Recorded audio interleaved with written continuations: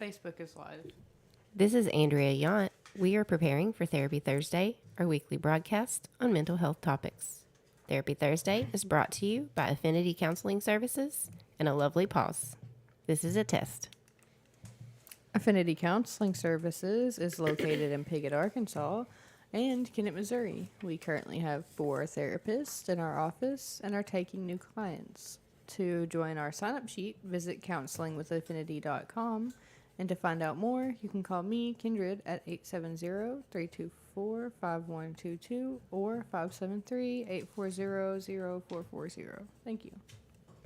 A Lovely Pause is a local nonprofit created to provide community education, awareness, coping skills, and support for those with PTSD and other trauma-related disorders. Subscribers will be receiving an Angry August coloring pages in their emails coming up. So sign up for it at A Lovely Pause, PAUSE.com, or you can click the sign up button on our Facebook.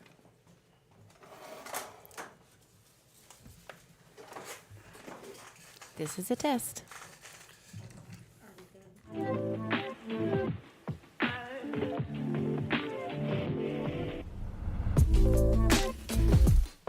Therapy Thursday normalizes discussing mental health topics in a safe, supportive environment because not being normal is normal. Welcome, everyone, to Therapy Thursday, our weekly installment here at Affinity Counseling Services, where we talk about different mental health topics from a personal and professional perspective. My name is Matthew Yount, lead therapist and president here at Affinity Counseling. And I'm Andrea Yount, and I am the vice president at Affinity and the chairman of the board for A Lovely Pause. And I am Stacy. I am lead marketer at Hive Minds Marketing, and I am vice chair on A Lovely Pause. And I'm behind the camera as always, taking your comments, questions, and concerns. Oh, my name's Kindred. Hi, Kindred. Hi. I'm the secretary of the board for A Lovely Pause and the office manager for Affinity Counseling. Yay. Okay, so we are continuing on with our topic for the month. It's Angry August. It is Angry August. Rawr. Yeah. I've had a lot of anger this month, so it's really... It's fitting. No, it's very fitting, yes. It's probably good for me to do this because, I don't know, overwhelm is one thing that can cause anger. Yeah. When you have more things going on than you think you can juggle.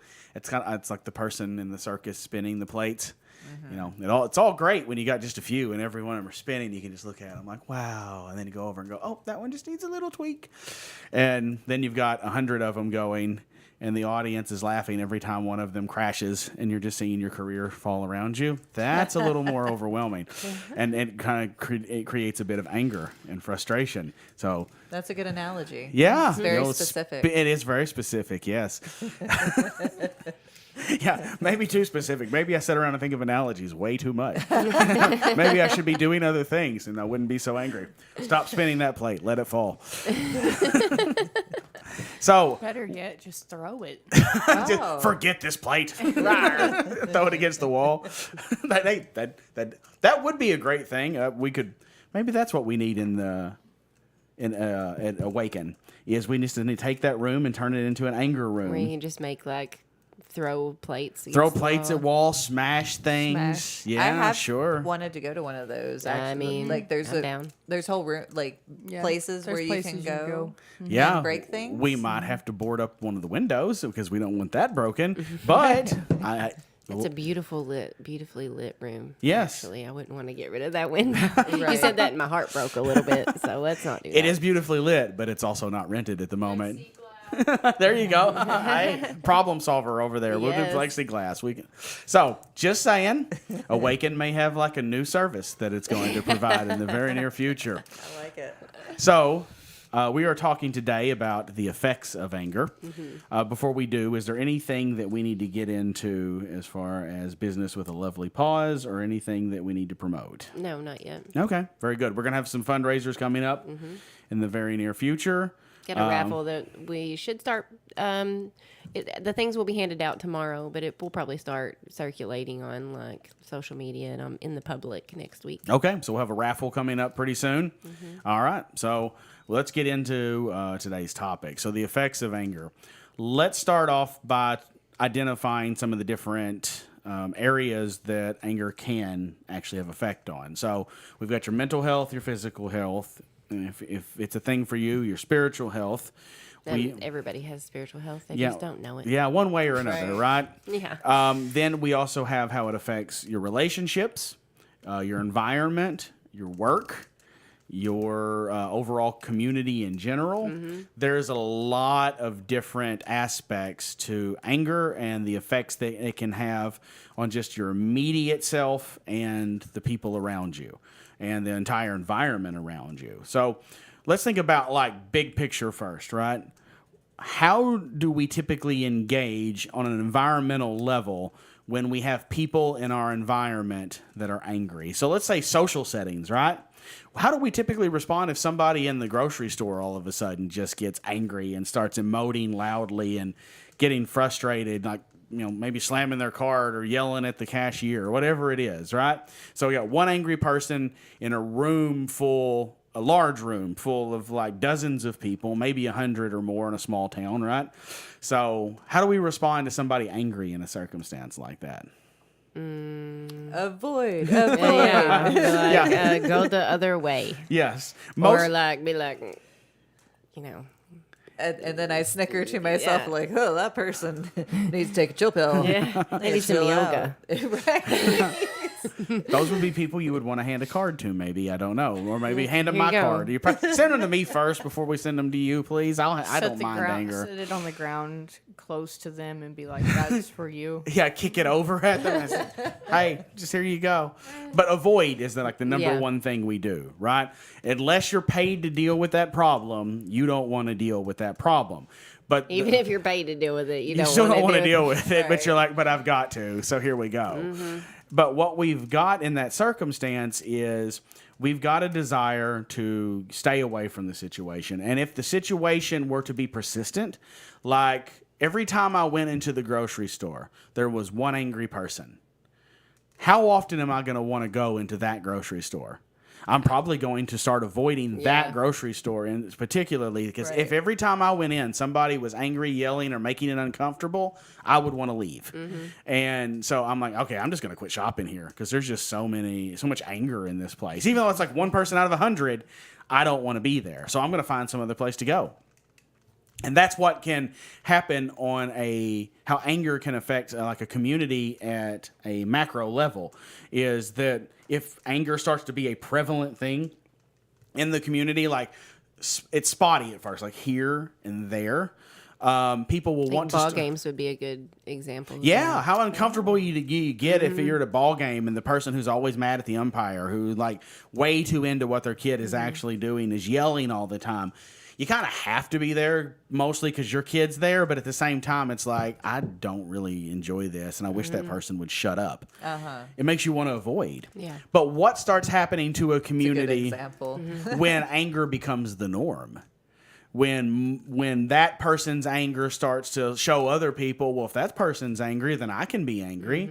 I'm going to start showing my anger without trying to get like too political. It's it's kind of like the idea if a leader shows that, hey, it's okay for you to vent your frustration in a really unhealthy and inappropriate way.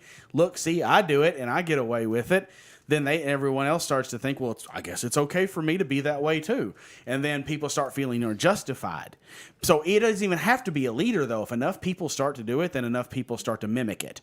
And when enough people start to mimic it, well, we've all been in places before where there's a lot of angry people. It starts to become a justifiable thing, and it becomes very uncomfortable for those of us that don't like anger and don't like hostility or conflict, but it becomes open season for all of those people who have a lot of pent-up anger and frustration to start to show theirs. And so the community begins to diminish in its capability to handle that type of anger, and it becomes more frequent. And then you just now have a dysfunctional, angry, frustrated community where it's okay to be a jerk. And then it becomes a place most of the people who don't want to deal with it don't want to live, and the ones who can leave, and then and now it just starts to fall apart. So that's how like allowing anger to flourish and grow, or even like giving people permission to be inappropriately angry in circumstances where they probably shouldn't be, can start to tear down an area, a business, or a community relatively fast. And that's just on a macro level. That doesn't even begin to help us understand how it affects things on the micro or like the small level. So we've got to better understand that anger has an effect that can have a ripple from the individual all the way to the community, or at least the general population in that area. So we can see that happening. But what about the effects of us having anger on me, on you? Like, how does it affect you as an individual to have these moments where you carry anger? Me carrying anger? Yeah. How does it affect you?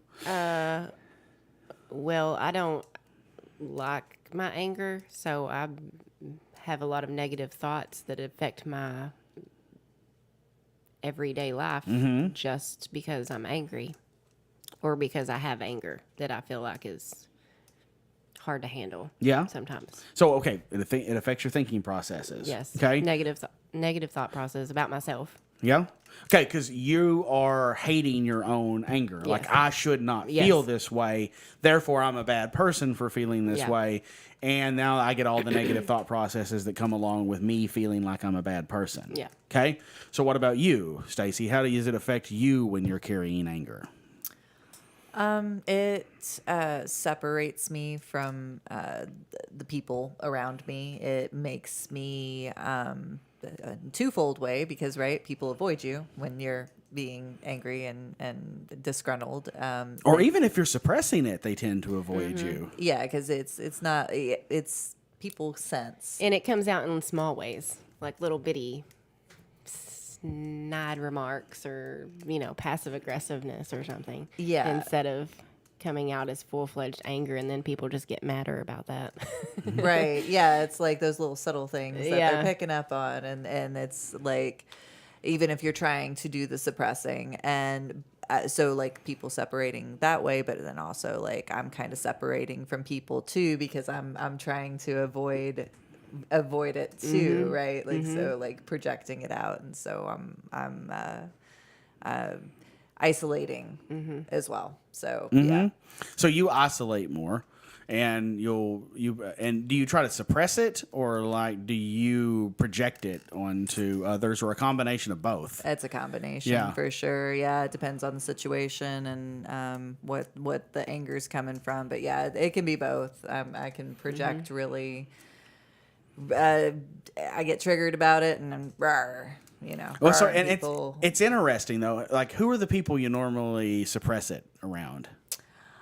The people that I would normally suppress it around are like close, like my close friends, and then the people that I project it on isn't that the way it is? Yeah. Is your family? Yeah.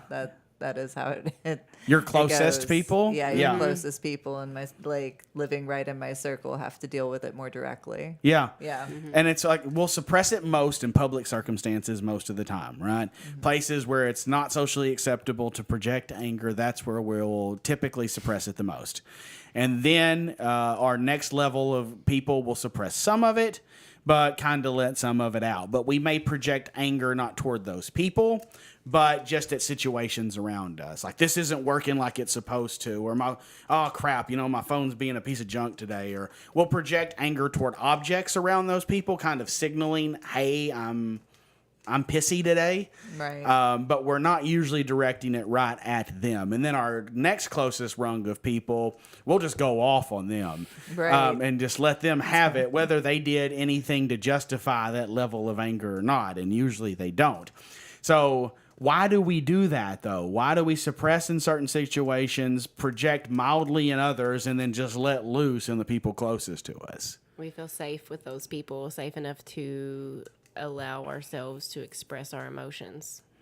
Yeah, so it's a sense of like, you'll forgive me, so I can Well, let just- loose with you. I mean, I guess not just that you'll forgive me, because I mean, I don't always feel that way afterwards, right? Right. Like, but it's more you feeling safe to express your the emotions that you're feeling. You have a safe space to just let it out. Oh yeah, like no one's going to attack you because like, you're expressing it. Yeah, and you're not going to be judged or whatever, and it might have some sort of like after the fact, I might feel like you're going to be judged, but it's a space where you feel like you're not going to be judged. Like you've already established this safe space that you can have these big emotions and not be hated for it, Right. basically.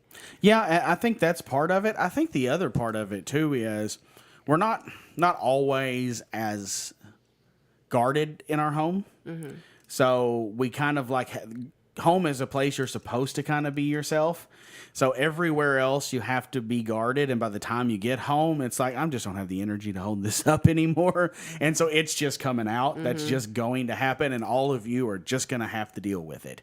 But this is why we try to facilitate open communication, because if we see someone angry, we're like, okay, go ahead and vent it. Now can we talk about why? What's going on with you? What's got you frustrated? Why are you angry in this circumstance? So we get the opportunity to actually have someone that might care about us enough to recognize that we are angry and want to talk to us about it. So it's a place that we can let it out so it can be acknowledged. But not everybody has that. Most people, I don't think, have that. I think most people, they go into their homes and a person starts expressing anger, and you get a few different reactions. Sometimes it's that person expressing anger and they happen to be a violent individual, so everybody just clams up, shuts down, goes into protective mode when that person's mad. Sometimes one person just kind of takes it on themselves to be like, I'm the only one in this house that can be angry. Everybody else is not allowed to show anger. So if you show anger, that's a problem. But if I show anger, it's justified and there's a reason for it. So sometimes somebody becomes a tyrant with their anger and they use it to rule other people. And the reason they don't want other people showing their anger is because they tend to see anger as a means of power. The most angry is the most powerful. If I'm angry, I've got all this energy that I can use to get things done. And if you start showing your anger, that means you might take over my power spot, and I don't want that. That's not allowed. I have to be the powerful one. You're not allowed to be angry. I am. Then sometimes you just live in a household of completely suppressed people where nobody is allowed to show any emotion ever other than pretending to make everything is okay. And moments of anger pop up because people can no longer suppress. So it's like there's suppression 95% of the time. And then somebody finally explodes, which creates a chain reaction over here. And then it's just a massive argument that goes on with everybody in the household fighting until somehow it dies and we go back into suppression again, which is a very uncomfortable way to live. And you have no real emotional connections with the other individuals in that household because everything's built off of either pretending everything is okay or we're having a massive fight right now. And it's just waffling between those two things. So anger can set up a really unhealthy environment. But anger can also be something that, when expressed properly and handled properly, can build bonds between people. Because if I'm allowed to get angry with you, or at least in your presence, and you help me with it, that builds a bond. Same thing if you do that. Yeah, me and Avery bonded over anger. We still bond over anger. Yeah, let's talk about that for a second because that's a really good example. Mm-hmm. So when you say you two bonded over anger, mm-hmm. how did that happen? I've witnessed it several times, but I would like you to explain it. Okay, so Avery being your oldest daughter, she's a lot like me. Yeah. She has, I don't think she would mind me saying, she has perfectionism OCD, and she is an overachiever. And she gets angry at herself a lot for not meeting these expectations. Yeah. She also has fears that will create anger in her. And a lot of the same things that she experiences anger in, I also experience anger in. So it's very similar. And I am the person that she projects onto. I am the person that gets that projection of her anger because she suppresses it everywhere else, even in herself. I mean, she's a lot like me. She tries not to have that anger. So we allowed her to be angry and have her anger, but also we have always been there during that anger, to help her realize what's creating that anger and why she is feeling the way that she is. And it has helped me to be able to see how anger affects other people, being the one that she projects onto. It has helped me to be able to grow as well, helping her to learn how to control her anger. And so, and it has helped me to learn how to control my anger in order to help her to control her anger. Yes. And it has helped us bond a lot, because we have very similar issues in that area. We trigger each other, and we could keep going back and forth. I mean, there for a while, that's what we did. Yeah. It was just back and forth. It was and both of you trying to win. It was just it was like we were just arguing and angry, and we were just going back and forth on it. Until I had to come in there and tell you both to stop. And so eventually, like I said, it helped me be like, this is not the relationship I want to have with my kid. And this is not how I want her to teach her to be. And so it helped me to recognize things in myself so that I could help her. And then also be able to control that, so I could get to a point where I could help her and be calm without getting angry as well. So it was a process. But we definitely bonded through that process. Yeah, because shared growth is a form of bonding. Mm-hmm. When you help each other develop and grow, you bond together. Mm-hmm. And it really helps a child feel more safe when they know that they can express something negative, and that afterwards they're not going to be belittled or chastised for it. You know, and they may have it explained to them, hey, that's not a healthy way to do that. Yeah. And there may be during the process, I mean, because there were plenty of times during the process, I just had to come in and be like, both of you shut up. Yeah. Because, I mean, is that healthy? In that moment it is, because it gets everyone under control, because in that moment, everyone's just already lost it.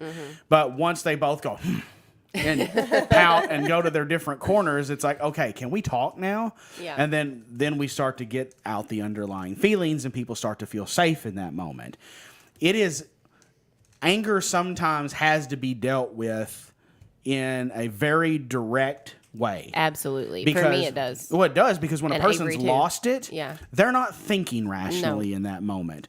I mean, there have been like times in, like, I teach martial arts, and so you never know how somebody is going to respond to like a combat situation Like until being hit or to something. being hit Yeah. until they're in it.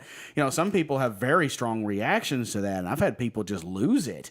You know, and I've had to like pin them down and like, hey, let's chill. It's okay. You're safe. Nobody's gonna hit you.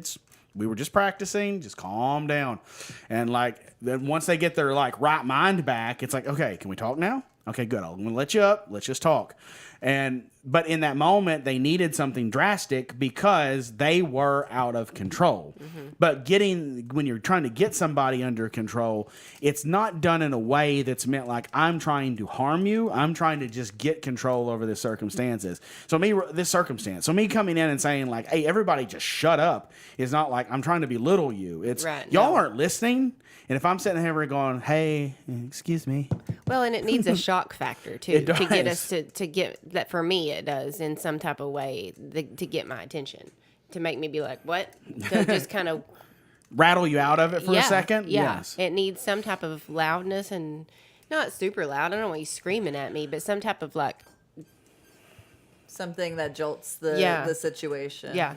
And I understand what you're saying too about like it's like those really close relationships can sometimes be so triggering to like our own anger Right, issues yes. that we've got, and stimulates them, and like sometimes you'll get swept up in that emotion right on with them, and all of a sudden it's like a storm. Yeah. And so like it's good to have somebody externally to come in to be like able to be like, hey, whoa, hold up. stop it. And then it's good to be able to, like you were saying, like you learned a lot about how to, navigate those situations instead of being triggered by them. Like that's something I'm working on Yeah. for myself. Like, and I'm still not perfect at it. That is for sure. But like I've learned a lot of how to bring myself down before responding, and and allowing that to just escalate. Yeah. Right. So the effects of anger, I guess we'll kind of start to wind it down here. I'll badly paraphrase a boxing trainer. It was Mike Tyson's boxing trainer, his original one. His name was Cus D'Amato. And That's his real name? yes, Cus D'Amato. Yep. Cuss. Cuss. Yep, D'Amato. Yep. D'Amato. Yep. D'Amato. Yep. I thought you said custom auto. That's what I thought too. And I was like, that is a weird name. Yeah, hey, well, Cuss is not necessarily. Cuss I mean, I don't know if that was D'Amato. his nickname or not, but that's what he went by. It's Cuss. So, Cus D'Amato. Custom auto. Well, when he was trying to train Mike Tyson, because if you can tell, Mike Tyson's a pretty angry individual. He's not so much anymore, but used to be. Prime Mike Tyson was angry. Yeah, he bit a big dude's ear off. Well, yeah. Now that was after Cuss died. Cuss was the one that kept up with him and made sure he kept that under control. But after he died and Don King got a hold of him, it was just okay. Let's let this guy be angry. Whatever he does, we'll just sell it. So piss him off and then let him do his thing. That's how they handled him. So he bit a guy's ear off. But he had a really good way of looking at an analogy for anger. And his way of explaining it was that anger is like fire. You can use it to cook your food or it can burn down your house. It really just depends how much mastery and control you have over it. So you can use it in a way that's constructive and effective, and you can get things done with it, or you can let it run wild and rampant and watch it destroy everything you care about. So if we take that analogy, then the idea is we all know we have anger. It's present in us. It's usually, like we said, a response to hurt and fear or something as a righteous response. We have to harness that. We have to use it in a way that can guide us. And when we've all kind of felt this before, when we've been angry about something, but we've also mixed it with being calculating and direct and trying to figure out, I'm going to use this anger to solve this problem, but I'm going to do it in a smart way, we get things done. And we get things done that are very effective. That has a good outcome. Yeah, most Not of the time. revenge or anything like that. Sure. Yeah, we have more of a positive outcome and we see a better effect. But if we just let our anger explode and run rampant, we watch it destroy the things that we really care about. So focused, harnessed anger is very effective in getting necessary things accomplished in healthy ways. But unharnessed anger will destroy everything that you've ever cared about, and then you'll become the person who identifies with it. And when you become the individual who identifies with your anger, nobody really wants to be around you except other angry people. So then you just surround yourself with people that feed into your own problems and delusions. So you have to be very careful on how we harness and direct anger, but it can be very effective, and it can help build relationships and grow relationships if used properly. So I think if individuals out there are having trouble, like better understanding where their anger is coming from or how it can actually be helpful or how they can harness it, that's what we're here to help with. So if you contact us, you can reach out to us on our Facebook page, Affinity Counseling, AFFINITY. You can reach us by phone. Missouri phone number is 573-840-0440.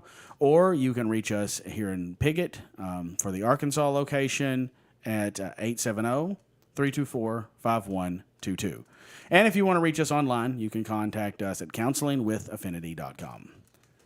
And A Lovely Pause subscribers get a bundle of 3 downloadable, printable, Angry August coloring pages. They're 3 coloring pages, and 2 of them have some angry quotes that will help you meditate on while you color. So calm the anger. Yeah, and we'll talk about the idea of the anger room here in a little bit when we get off of here. So still want to kick that around. All right. Thank you very much for joining us, and we will see you next week. Bye. Bye.